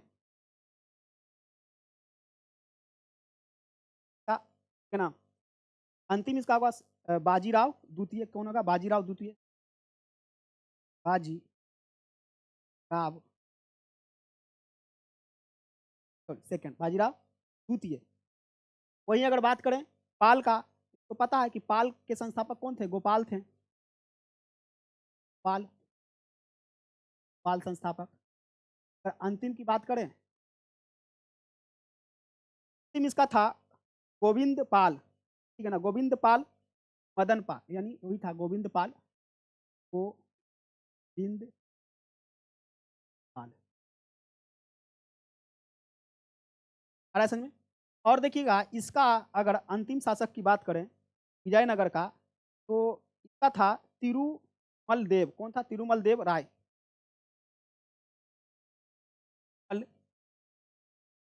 देव राय, ये इसका अंतिम शासक था। आ रहा है समझ में? देखिए इतने चीजों को याद रखिएगा। चलते हैं नेक्स्ट प्रश्न की ओर। नेक्स्ट प्रश्न 14 पे आते हैं। ठीक है ना। क्वेश्चन है कि मंगोल शासक चंगेज खां की मृत्यु कब हुई? देखिए मंगोल शासक चंगेज खां की जो मृत्यु हुआ है ये 1227 में हुआ है। कब हुआ है? 1227 में। एक डेट आपको 1210 दिख रहा होगा कि इसका, देखिए 1210 में ऐबक की मृत्यु हुई है, यानी कुतुब ऐबक। पूरा नाम कुतुब ही ऐबक, है ना, यानी दिल्ली सल्तनत का जो संस्थापक था। दिन ऐबक, गुलाम वंश का संस्थापक। ठीक है ना। और इसका मृत्यु कैसे हुआ था? जो चौगान खेलते समय, चौगान घोड़े से गिरकर हो गया था। घोड़ा से कचरा के मर गया, घोड़ा से गिर के हुआ।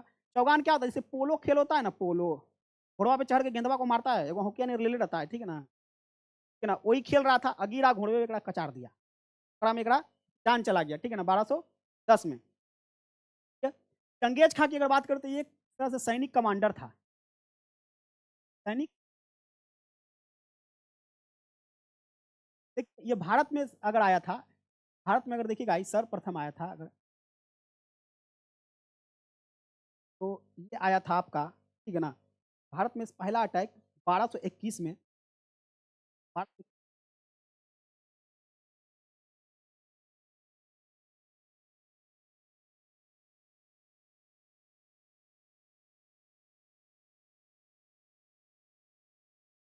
हम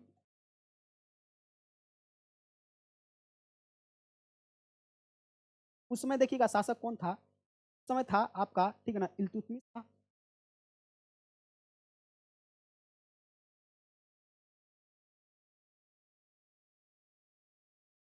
था। इसको गुलामों का गुलाम कहा जाता है, का गुलाम जाता है। देखिए इल्तुतमिश जो था, देखिए कुतुबुद्दीन ऐबक था आपका गोरी का गुलाम, मोहम्मद गोरी, है ना, यानी गौड़ प्रदेश का था, ये इसका गुलाम।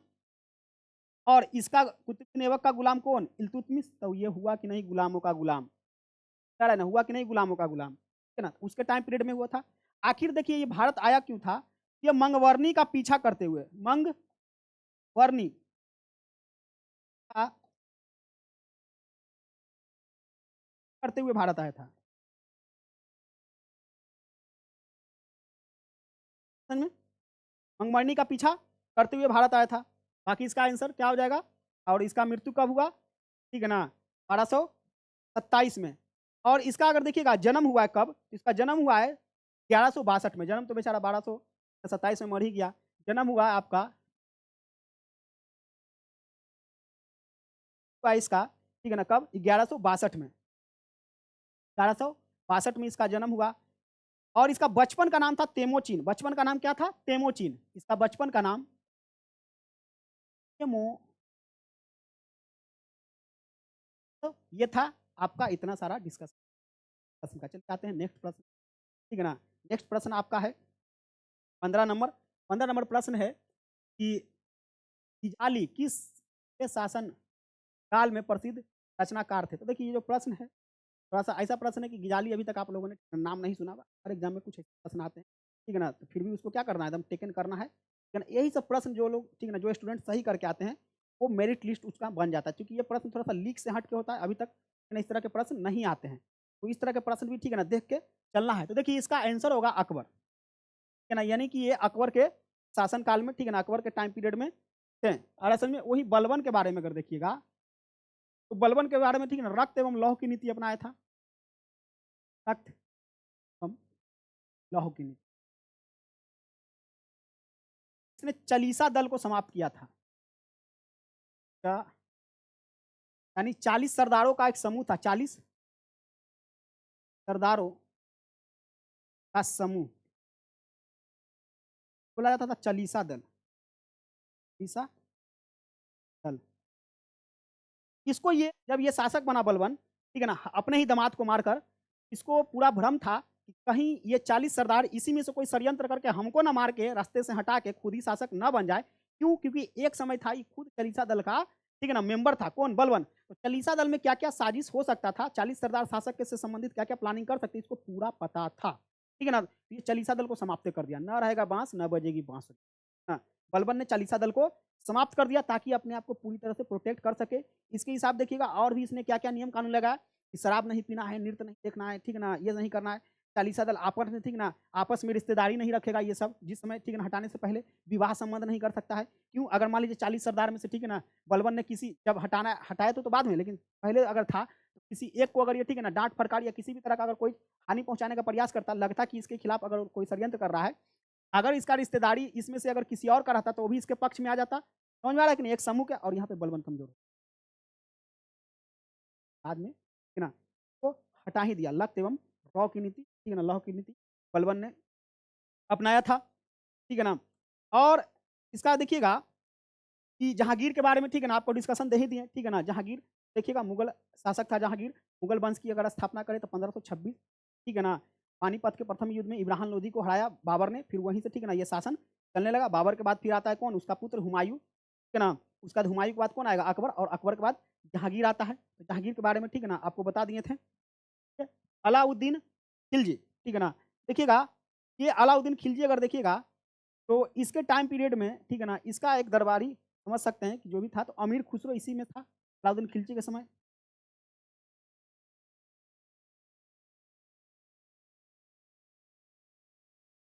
लेकिन खिलजी देखिएगा भारत में, ठीक है ना, क्या है कि 27 वर्ष में 17 बार आक्रमण किया, ठीक है। प्रथम आक्रमण 1000 और अंतिम 1027 में, यानी इस 27 साल में उसने 17 बार भारत पे आक्रमण करता है। कौन? अलाउद्दीन खिलजी। और इसका सबसे खतरनाक होता है, ठीक है ना, आपका सोमनाथ मंदिर वाला अटैक। सोमनाथ मंदिर, यहाँ काफ़ी धन दौलत लूटता है। अंतिम बार, ठीक है ना, ये आता है भारत में, ठीक है ना, जाटों को सबक सिखाने के लिए। अंतिम इसका होता है जाटों के खिलाफ अभियान।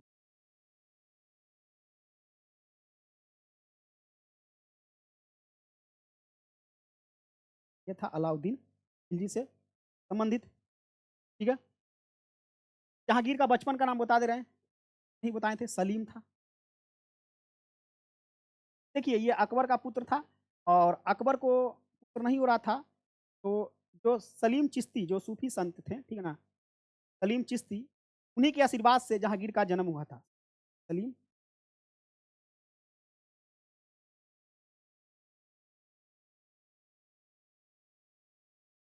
ठीक है ना, इन्होंने सलीम का बाकी जहांगीर हो गया।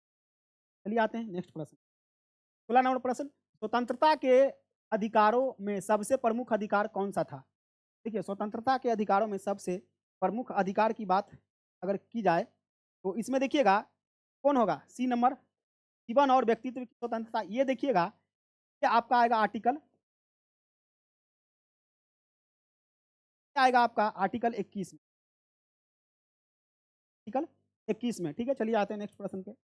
अब है कि भारत का राष्ट्रपति एकल संहिता का, ठीक है ना, मत के जरिए समानुपातिक प्रतिनिधित्व के द्वारा निर्वाचित होता है। हाँ, निरीहार्थ की है, लेकिन क्या होगा इसका होगा, देखिएगा डी नंबर आंसर कि संसद और विभिन्न राज्यों के विधायकों के मत क्या होते हैं, है ना, संख्या क्या होता है, अलग अलग होता है, ठीक है, यही होगा, क्योंकि देखिए विभिन्न का अलग अलग होता है, बाकी स्टेटमेंट, ठीक है ना, सही नहीं है। आते हैं अगला प्रश्न पे, ठीक है ना, 18 नंबर प्रश्न। 18 नंबर प्रश्न है कि राज्य के नीति निर्देशक तत्व के संदर्भ में निम्नलिखित कथनों पर विचार कीजिए, ठीक है।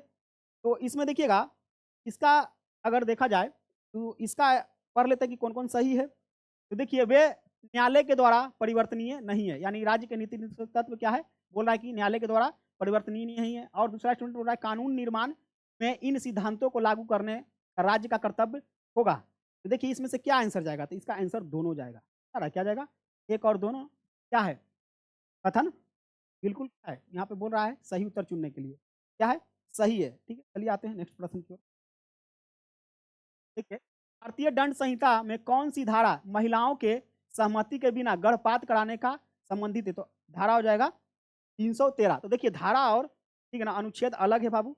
धारा होता है, ठीक है ना, आईपीएस मतलब कि तो आईपीएस नहीं कर सकते हैं, ठीक है ना, मतलब कि दंड से संबंधित प्रावधान को, और अनुच्छेद होता है, ठीक है ना, संविधान की व्याख्या के लिए, ठीक है ना। तो ये है, इसमें थोड़ा सा धारा सब संबंधित गर्भपात से है। 13-12 में अगर देखिएगा तो ये है कि अगर महिला को अगर सहमति है, हाँ, मति से भी अगर देखिए क्या कर दिया जाए गर्भपात, धारा क्या लगेगा, ठीक है ना, यानी कि उसको बहला फुसला कर गर्भपात कर दिया जाए, तो किसमें आएगा 312 में। 314 में क्या आएगा, तो 314 में अगर देखिएगा इसमें कि पात के दौरान अगर मृत्यु हो जाए, यानी उसके क्रियाकलाप, है ना, यानी गर्भपात के दौरान जो भी कार्य किया जाए उसके दौरान उस कार्य के कारण अगर मृत्यु हो जाए, हाँ, हो जाए महिला की, तो धारा 114 के तहत उसको सजा दिया जाएगा। धारा 315 कहता है कि अगर किसी बच्चे को जन्म, अगर गर्भ में है तो जिंदा जन्म न दिया जाए, या जन्म के बाद उसको मारने का प्रयास किया जाए, तो धारा 315 लगेगा। चलिए आते हैं नेक्स्ट प्रश्न की ओर। नेक्स्ट प्रश्न है, वैसे संसाधन जो वर्षों के उपयोग से समाप्त हो जाता है उसे क्या कहते हैं, बताइए। जो समाप्त हो जाएगा बाबू क्या कहलाएगा, तो अनवीकरणीय संसाधन, ठीक है ना, यानी कोयला, पेट्रोलियम, पेट्रोलियम, ये क्या है, अनवीकरणीय संसाधन। नवीकरणीय संसाधन वैसा जिसको, ठीक है ना, यानी कि इसको बनाने में ज़्यादा समय नहीं लगे, ठीक है ना, खर्च हो तो तुरंत बन जाए, जैसे सौर ऊर्जा, पवन ऊर्जा, ये सब हो गया, ठीक है ना।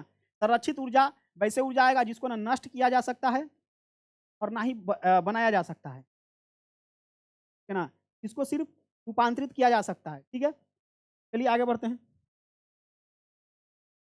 प्रश्न, भूदृश्य पर जल, पवन और हिम जैसे विभिन्न घटकों द्वारा होने वाले क्षय को क्या कहते हैं, देखिएगा।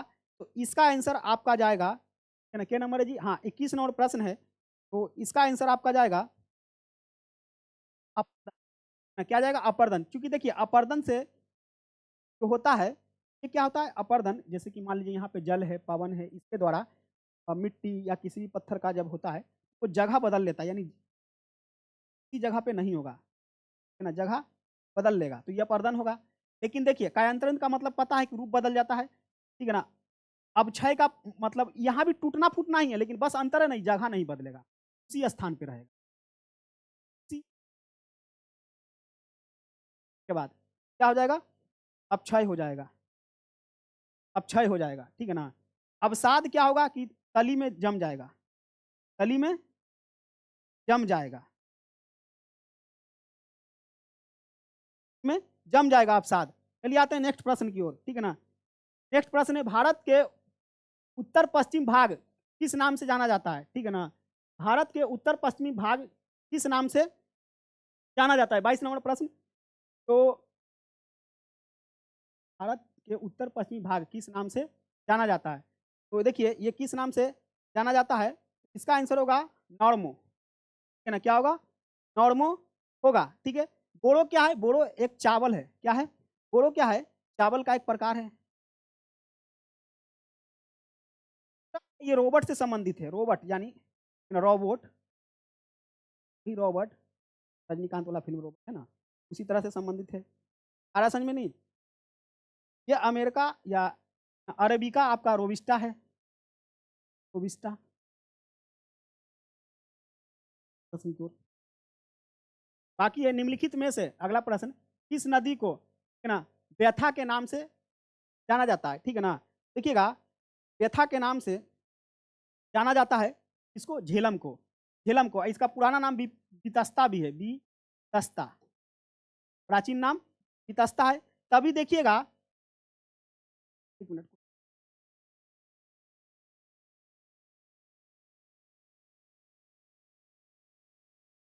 देखिए तभी जो है जम्मू किसी पर बसा हुआ है, जम्मू, ठीक है ना, तमी नदी पर। आ रहा है समझ में? ये चिनाब की सहायक नदी है। जगह का देखिएगा, एक रेलवे स्टेशन है जम्मू तवी, ठीक है। और क्या है? एक पर्वत है जो लद्दाख में है। और क्या है? पर्वत है जो कहाँ है? लद्दाख में है। सियोक अगर देखिएगा तो ये भी लद्दाख में है, सिंधु की सहायक नदी है सियोक, लद्दाख में है।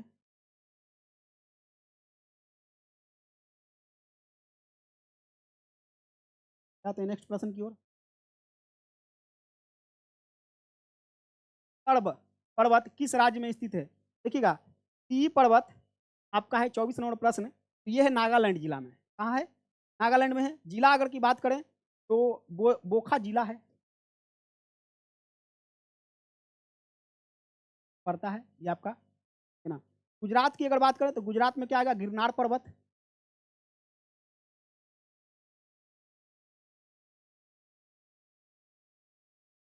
पंजाब 5 नदियों के संगम पे बसा हुआ है, नदियों के संगम पर बसा हुआ है। ठीक है?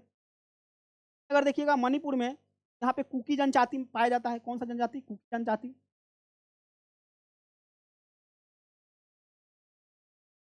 जाति। यहाँ पे अगर पर्वत की अगर बात कीजिएगा तो इसमें देखिए माउंट टेम्पू, ठीक है ना, माउंट टेम्पू आ जाएगा, लोकटक और सुई चोटी। ये सब कहाँ जाएगा? लोकटक, माउंट लोकटक।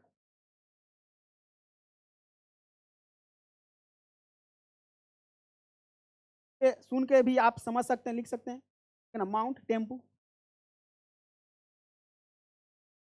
पाया जाता है। चलिए आगे आते हैं। है कोयला का जलना किस अभिक्रिया का उदाहरण है? तो देखिए ये संयोजन अभिक्रिया का उदाहरण है, क्योंकि कोयला जलता है तो कार्बन प्लस ऑक्सीजन मिलकर क्या बनाता है? कार्बन डाइऑक्साइड, CO2 बनाता है ना। देखिए संयोजन मतलब क्या होता है? मिलना। तो ये दोनों मिला कि नहीं? अब घटन हुआ कि घटन अभिक्रिया की वैसा अभिक्रिया जो टूट कर, ठीक है ना, एक से अधिक में बट जाए, वो क्या होगा? अब घटन अभिक्रिया, जैसे अगर मान लीजिए कि जल है, H2A है, ये टूट कर हाइड्रोजन और ऑक्सीजन में बदल जाए, अब घटन हो गया, ठीक है ना। विस्थापन अभिक्रिया हो गया कि अपना जगह को छोड़ दिया जाता है, ठीक है ना, यानी अपना जगह चेंज कर लेता है। तो किसका होगा? विस्थापन अभिक्रिया का। जैसे जिंक का अगर चिटन का अभिक्रिया कॉपर सल्फेट से करें, किससे करें? कॉपर सल्फेट से।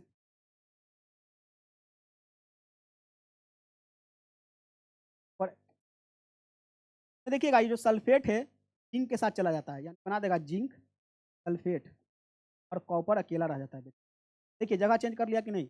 कोई भी स्थापन यहाँ पे एक हुआ तो यहाँ पे क्या होगा? दो इंटरचेंज करेगा, ठीक है ना। क्या करेगा? दो इंटरचेंज करेगा। इसका अगर एग्जांपल देखिए तो सोडियम फेट का अगर अभिक्रिया करा दिया जाए, ठीक है ना,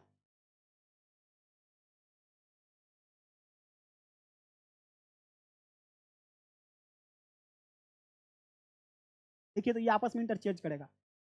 सोडियम है जाएगा इंक्लूडिंग सोडियम के साथ, ये इसके साथ, ठीक है ना। तो ये बनाएगा क्या? ये आपका बनाएगा आपका सोडियम क्लोराइड प्लस ये दोनों जगह चेंज कर लिया तो ये क्या हो गया? हुई विस्थापन, है ना। चलिए आते हैं, तो हो जाएगा भाई आंसर। नेक्स्ट प्रश्न की ओर। फ्लाई एश प्रदूषण होता है। देखिए ताप विद्युत संयंत्र से होता है फ्लाई, और ये कैसा होता है, एक राख की तरह, ठीक है ना, धुआं उठता है, इसके कारण होता है, ठीक है ना।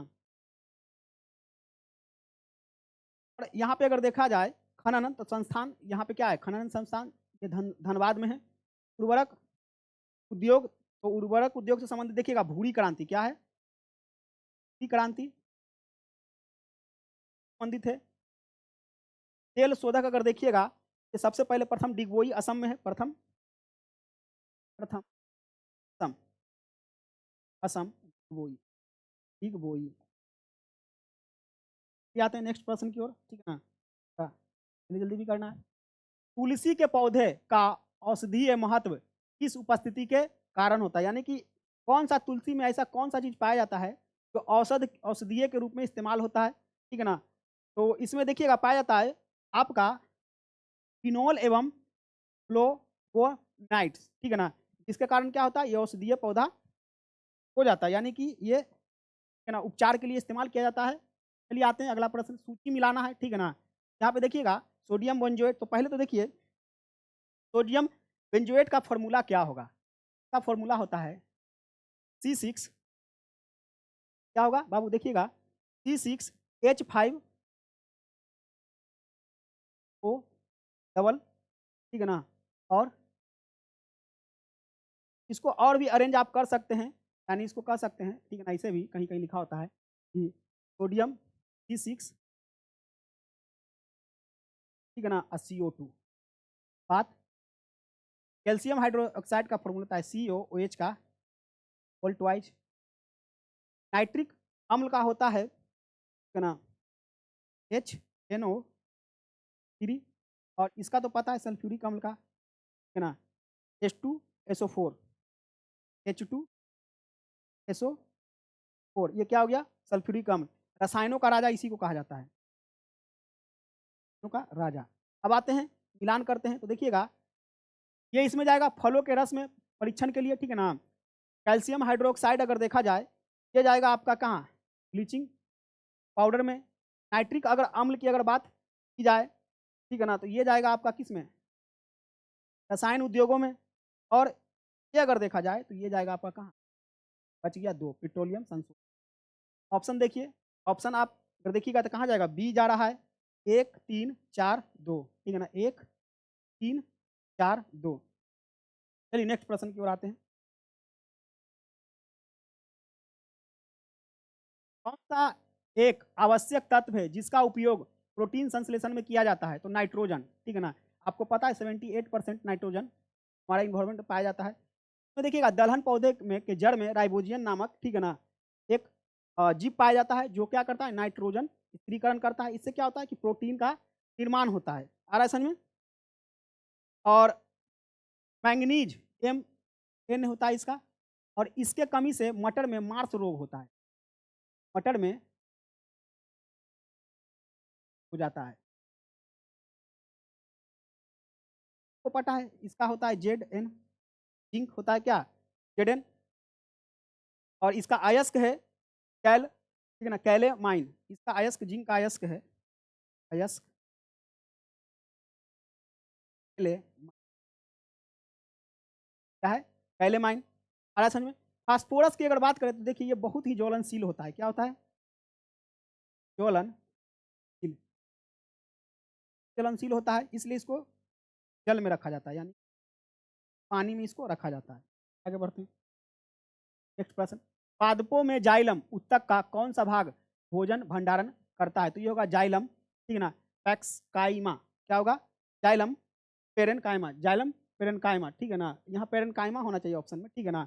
देखिए पैक्सकाइमा लिखा हुआ है यहाँ पे, समझिए थोड़ा सा मिस्टेक है, पेरेनकाइमा होगा, पेरेनकाइमा ये होता है। ये क्या करता है, भोजन का भंडारण करता है। जाइलम, ये देखिएगा जाइलम फाइबर ये क्या करता है कि भोजन जल ये सब का भी संवहन करता है ना। वाहिनिकाएं ये सब क्या है, नली की जैसा एक काम करता है, ठीक है। चलिए आगे बढ़ते हैं। नंबर प्रश्न, निम्नलिखित में से किस कोशिका में, कोशिकांग में DNA का समूह पाया जाता है, ठीक है, किसकी किस में, इसमें देखिएगा डीएनए जो पाया जाएगा आपका, तो सूत्रकणिका यानी माइक्रोकॉन्ड्रिया में पाया जाता है। सूत्रकणिका को क्या बोलते हैं? माइटोकॉन्ड्रिया, माइटोकॉन्ड्रिया, इसमें भी पाया जाता है। केंद्रक में तो होता ही है भाई डीएनए, ठीक है ना। हरित लवक में भी होता है। आ रहा है समझ में? तो देखिएगा, अगर इसमें माइक्रोकॉन्ड्रिया की खोज अल्टमैन ने 1536 में किया था। खोज 1536 में किसने किया? अल्टमैन, अल्टमैन ने किया। केंद्रक की अगर खोज की बात करें, ठीक है ना, तो केंद्रक का खोज ब्राउन ने किया 1831 में। ब्राउन 1831। आ रहा है समझ में? हरित लवक आपको पता है क्या है? क्लोरोप्लास्ट में रहता है। गोल्जी बॉडी अगर देखिएगा तो ये क्या करता है कि यातायात के लिए क्या होता है? सहायक होता है, यातायात प्रबंधन। राइबोसोम अगर यहाँ पे, ठीक है ना, कहाँ गया जी राइबोसोम? हाँ, ये क्या करता है? प्रोटीन निर्माण करता है। प्रोटीन का होता है कौन? राइबोसोम। ठीक है, चलिए आते हैं नेक्स्ट प्रश्न की ओर। निम्न में कौन बायोमास ऊर्जा का स्रोत है? बायोमास कहने का मतलब देखिए, जो सजीवों से रिलेटेड है उससे ऊर्जा मिलता होगा। तो देखिए, लकड़ी होगा ही, गोबर होगा ही, कोयला होगा ही, परमाणु का भी होगा। ये तो रसायन न हो गया।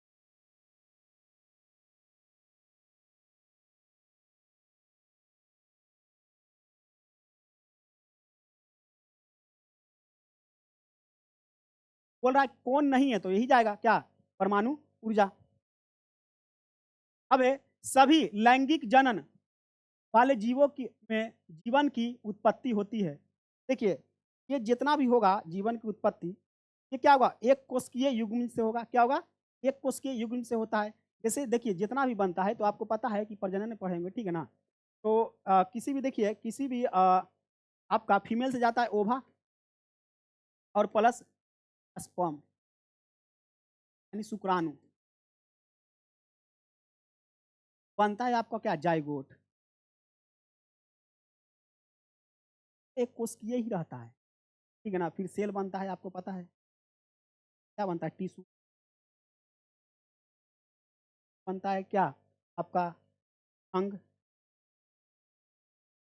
से बनता है अंग तंत्र, और अंग तंत्र से एक बॉडी का निर्माण होता है। आ रहा है समझ में? वह जलीय पौधा से प्राय जल प्लावित धान खेतों में जैव उर्वरक के रूप में इस्तेमाल किया जाता है। तो देखिएगा कि धान के खेत में, ठीक है ना, इसे जैव उर्वरक के रूप में इस्तेमाल किया जाता है। तो वो होगा एजोला। क्या होगा? एजोला का इस्तेमाल किया जाता है, ठीक है ना, एजोला का। ये क्या है? देखिएगा, ये सबसे छोटा फूल है। ब्लोफिया क्या है? सबसे छोटा फूल है। सबसे छोटा फूल समझ में। और सबसे जब छोटा बता दी तो बड़ा है आपका, ठीक है ना, रेफेलिसिया, ठीक है ना। बड़ा फूल सबसे बड़ा है संसार का बड़ा फूल, ठीक है ना। रेफेलिसिया क्या हो जाएगा बाबू? ठीक है ना, रेफो रेफ्लोसिया, रेफ्लोसिया बड़ा फूल हो जाएगा। चलिए आते हैं नेक्स्ट प्रश्न। कौन कीट भक्षी पौधा है? यानी कौन है जो कीट भक्षी है, यानी कि कीटों का भक्षण करता है? तो होगा आपका नेप्थिस। क्या होगा? नेप्थिस। नेप्थिस है, ठीक है ना, कीट भक्षी। आ रहा है समझ में? और इसमें देखिएगा, ये होता है काई क्या है? नेप्थी हो जाएगा, ठीक है ना। हाँ, ठीक है। और ये देखिए, ये जो आपका है कमल के पौधे का प्रजाति है, नीलुम्बो। ये क्या है? कमल के पौधों का प्रजाति है। टियाना, इकोटियाना, ये आपका क्या हो जाएगा? तो ये देखिएगा, ये पौधा तंबाकू के प्रजाति का है, यानी तंबाकू प्रजाति का है। चलिए आगे बढ़ते हैं। कि निम्न में से कौन सहजीवी संबंध दर्शाता है? देखिए, सहजीवी संबंध कौन दर्शाएगा? काई, ठीक है ना। सहजीवी संबंध यानी कि अगर देखिएगा, सजीव और निर्जीव की बीच की कड़ी है, ठीक है ना। कौन? काई, यानी कि ये कह सकते हैं हरा शैवाल।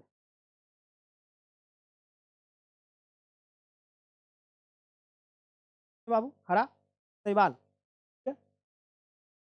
और इसको देखिएगा, ट्यूनेरिया जो है आपका, ट्यूनेरिया ये ठीक है ना, कोई प्रजाति ब्रायोफाइटा में से संबंधित है। ये जो प्रजाति है ब्रायोफाइटा में रखा जाता है।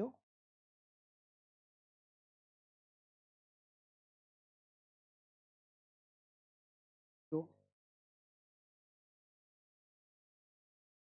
ब्रायोफाइटा से संबंधित है, ठीक है?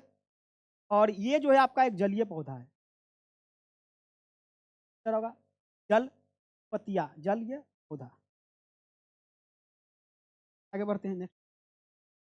नेक्स्ट प्रश्न है, निम्न में से कौन सी विधि राष्ट्रीय आय आकलन की विधियों से एक नहीं है? ठीक है ना? तो कौन एक नहीं होगा? तो ये जाएगा आपका वितरण विधि। आंसर क्या जाएगा? ये इकोनॉमिक्स का प्रश्न है, ठीक है ना? वहीं पे अगर देखिएगा राष्ट्रीय योजना समिति, राष्ट्रीय योजना की समिति की स्थापना 1938 में हुआ था, ठीक है?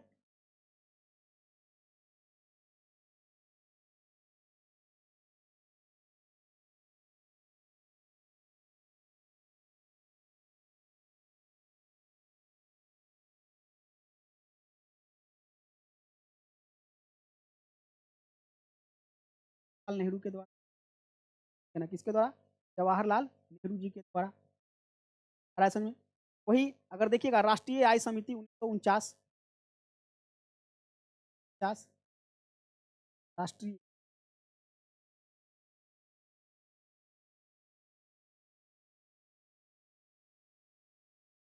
समिति की स्थापना पीसी महालनोबिस ने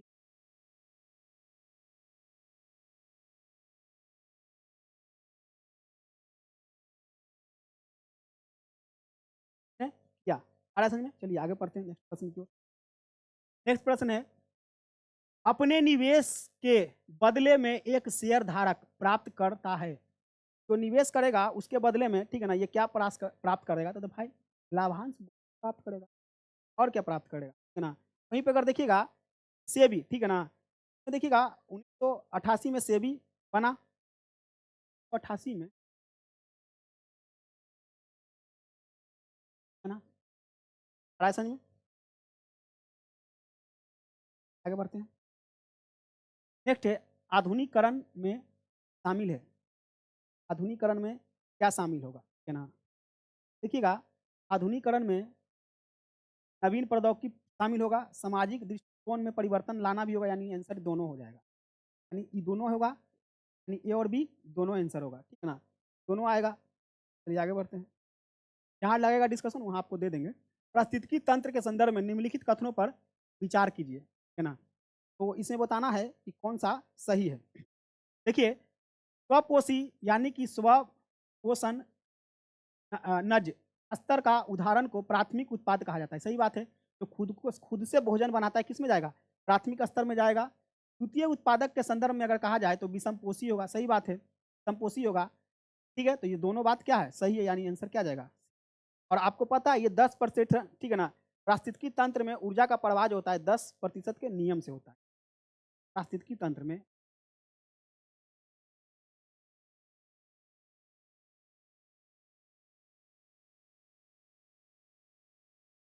नियम से क्या होता है? ऊर्जा का, ठीक है ना, हुए जाता है।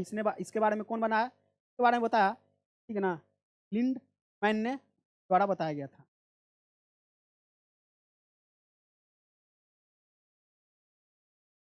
प्रश्न है, यामिनी कृष्णमूर्ति का संबंध नृत्य शैली से है। तो किस नृत्य शैली से है?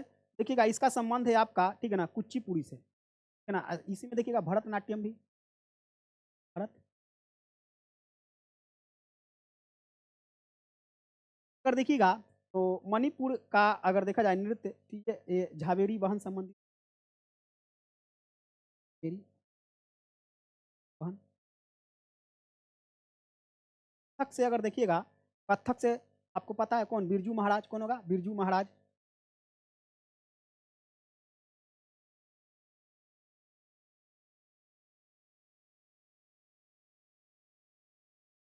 देखिएगा तो ये होगा संयुक्ता पाणिग्राही, संयुक्ता पाणिग्राही, पाणिग्राही, ठीक है। नेक्स्ट प्रश्न पे,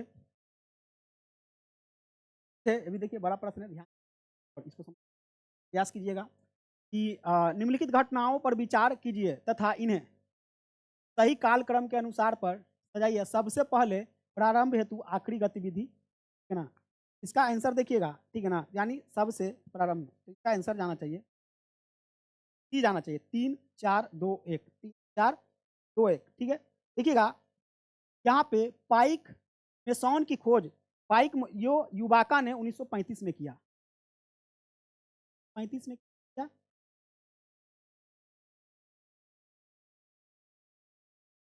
युवाका ने किया। वहीं अगर देखिएगा न्यूट्रॉन की खोज 1932 में एडविक एडविक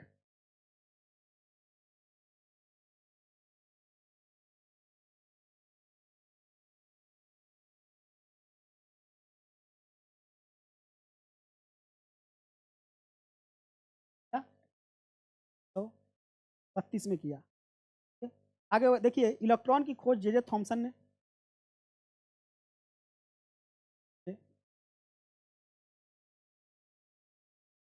जे थॉमसन ने कब किया?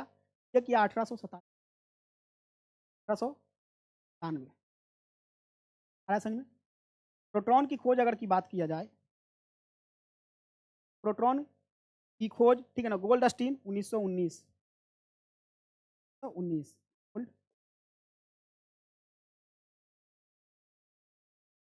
चलिए देख सकते हैं, पहले 3 होगा, फिर 4 होगा, फिर 2 और 1 होगा। चलिए पढ़ते हैं। नेक्स्ट है, निम्नलिखित में से किस राज्य में हर वर्ष इको रिट्रीट महोत्सव का आयोजन किया जाता है? तो ठीक है ना, ये कहाँ किया जाता है? तो ये आपका हो जाएगा आंसर, ठीक है ना, ओडिशा। कहाँ किया जाता है? ओडिशा। वही असम में देखिएगा कि बिहू होता है। असम क्या होता है? बिहू।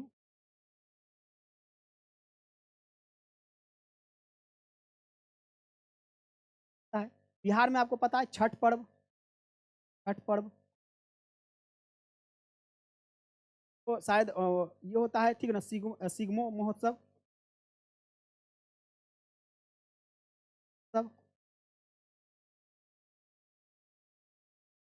आगे बढ़ते हैं, इसका आंसर ओडिशा। नेक्स्ट है, दहेज निषेध अधिनियम किस वर्ष पारित किया गया? देखिएगा दहेज निषेध अधिनियम ये जो जाएगा 1961 में, 1961 में आ रहा है समझ में, दहेज अधिनियम। और 1964 में अगर देखिएगा तो ये जो टाइम पीरियड है, इसमें आपका हुआ था यूटीआई और आईडीबी की स्थापना हुआ था, ठीक है ना। और 1969 में 14 बैंकों का राष्ट्रीयकरण हुआ, 14।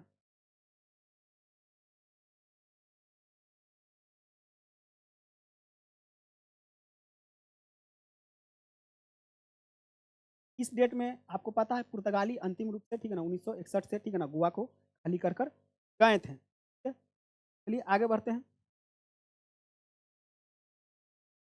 अब 45 प्रश्न पे आ गए हैं, ठीक है ना, 5 प्रश्न और कराना है।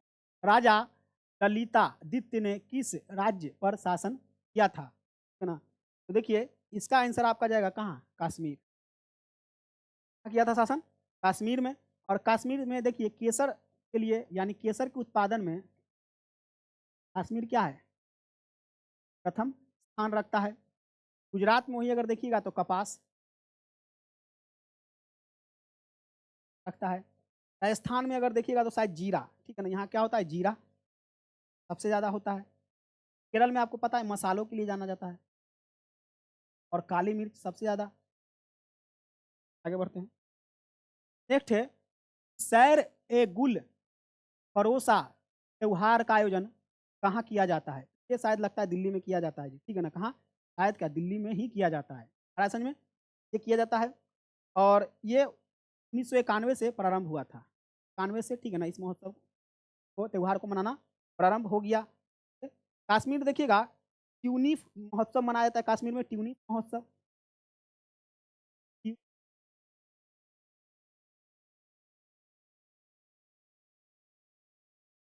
है कश्मीर में। पुरी में पता है रथ यात्रा,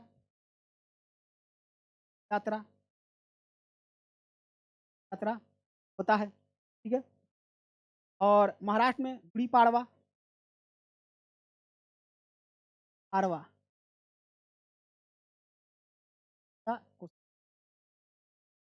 चलिए आते हैं, विश्व रोगी सुरक्षा दिवस कब मनाया जाता है? विश्व रोगी सुरक्षा दिवस ये मनाया जाता है 17 सितंबर को। कब मनाया जाता है? 17 सितंबर को। क्या आते हैं नेक्स्ट प्रश्न, किसे पाटलिपुत्र को पोलियो ब्रोथा कहा? किसने कहा था? तो ये आपको कहा था मेगास्थनीज ने, ठीक है ना? कहा मेगास्थनीज इंडिका का लेखक था, ठीक, लेखक। इसमें मौर्य काल का चर्चा है, मौर्य काल का। ये आया कब था? जब चंद्रगुप्त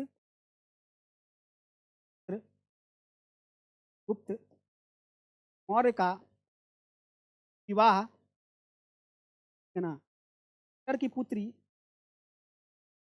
कर पुत्री हेलेना, हेलेना से हुआ। ये हेलेना के साथ ही आया था। आ रहा है, चलिए आते हैं नेक्स्ट प्रश्न। चलिए सेकंड लास्ट प्रश्न है इस सीरीज का, निम्न में से कौन सा पावर, ठीक है ना, लोकल एरियाई वायरलेस संचार तकनीकी है, ठीक है ना? तो इसका आंसर जाएगा ब्लूटूथ, यानी वायरलेस, समझ रहे ना, बिना तार का। तो क्या जाएगा? ब्लूटूथ। आ रहा समझ में? इंटरनेट की अगर शुरुआत करें इंडिया में, इंटरनेट की शुरुआत हुआ है आपका 1995। 1995 में क्या हुआ है? इंटरनेट की शुरुआत हुआ है, ठीक है। और देखिएगा, सबसे पहले अगर भारत में कंप्यूटर लाने का अगर श्रेय जाता है वो राजीव गांधी को जाता है। लास्ट प्रश्न, किसे कृत्रिम बुद्धिमत्ता का जनक कहा जाता है? समझा रहा ना, कृत्रिम बुद्धिमत्ता यानी कि आर्टिफिशियल माइंड, जिसको आर्टिफिशियल यानी कि अभी एआई समझ रहे होंगे, एआई, एआई खूब चल रहा है कि नहीं, यानी कृत्रिम बुद्धिमत्ता एआई। एआई का अगर देखिएगा, इसका होगा John John McCarthy, John McCarthy. आ रहा समझ में? और ये जो ब्लू पास्कर है, देखिएगा, ये कैलकुलेटर का जनक कह सकते हैं, कैलकुलेटर।